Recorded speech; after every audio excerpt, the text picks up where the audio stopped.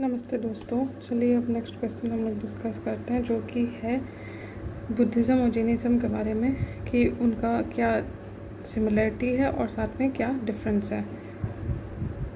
Buddhism और Jainism जो है, इंट्रोडक्शन में जब आप लिखोगे तो लिखोगे कि कैसे ये डेवलप हुआ 6th सेंचुरी BC में, कैसे महावीर और बुद्ध जो दोनों रिलीजन है उससे रिलेट करते हैं, ठीक है। और उसके बाद जब आप बॉडी में जाओगे तो फिर लिखोगे कि क्या क्या डिफरेंस है और क्या क्या सिमिलरिटी है।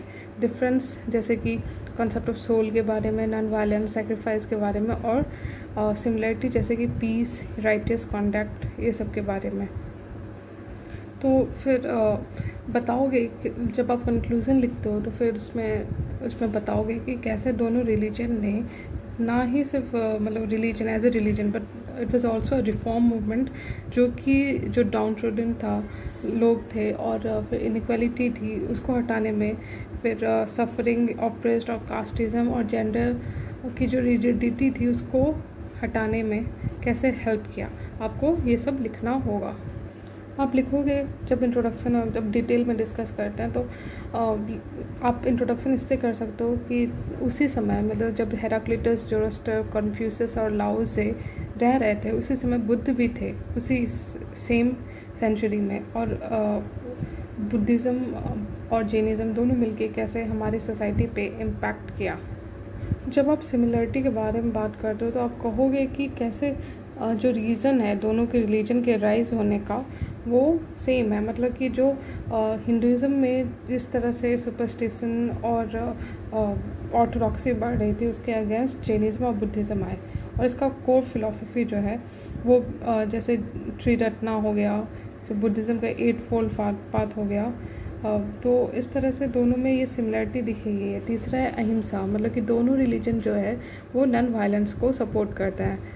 चौथा है संघा, मतलब कि महावीर जो है वो भी संघ को यूज़ किया, और बुद्ध के लिए भी संघ का इम्पोर्टेंस था क्योंकि वो मॉन्क्स उस समय होते थे जो जगह जगह जाके इस दोनों रिलीजन को स्प्रेड करते थे।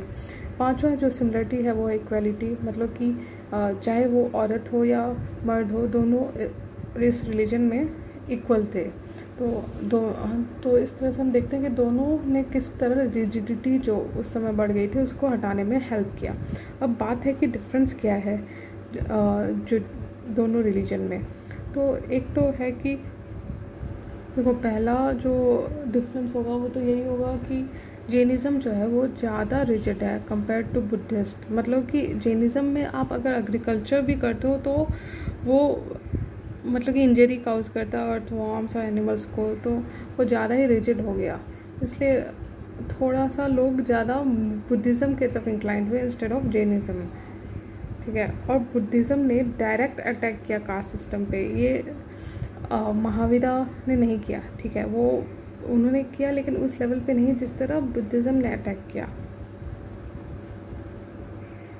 एक और डिस्टिंक्शन जो होगा वो लैंग्वेज का होगा, मतलब कि जो जैनिज़्म है वो प्राकृत लैंग्वेज यूज़ करता था और जो बुद्धिज़्म है वो पाली लैंग्वेज यूज़ करता था।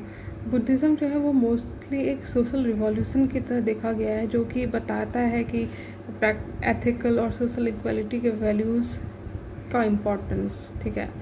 और फिर लास्टली जो डिफरेंस है वो ये है कि जो अशोक ने मतलब कि जो मिशनरी एफर्ट था बुद्धिज़्म में वो बहुत दूर तक गया, मतलब कि वो वेस्ट एशिया में भी था, सिलोन में भी था, अफ़गानिस्तान तक हम लोग देखते हैं कि बुद्धिस्ट की मूर्तियाँ पाई गई हैं। जबकि जैनिज़्म जो है वो मोर और लेस इंडियन सब कॉन्टिनेंट तक ही रिस्ट्रिक्टेड था। तो इस तरह से हमने देखा कि क्या डिफरेंस है और क्या सिमिलरिटी है बिटवीन दोनों रिलीजन के। तो इसके साथ ये डिस्कशन तो कंप्लीट हुआ। अब नेक्स्ट हम लोग पढ़ेंगे गुप्ता पीरियड का, कि वो कैसे एक हाई वाटर मार्क है लिटरेचर और साइंस के फील्ड में, ठीक है। तो आई होप आपको वीडियो अच्छा लग रहा होगा। अगर अच्छा लग रहा है तो प्लीज़ लाइक कीजिए एंड सब्सक्राइब कीजिए। Thank you.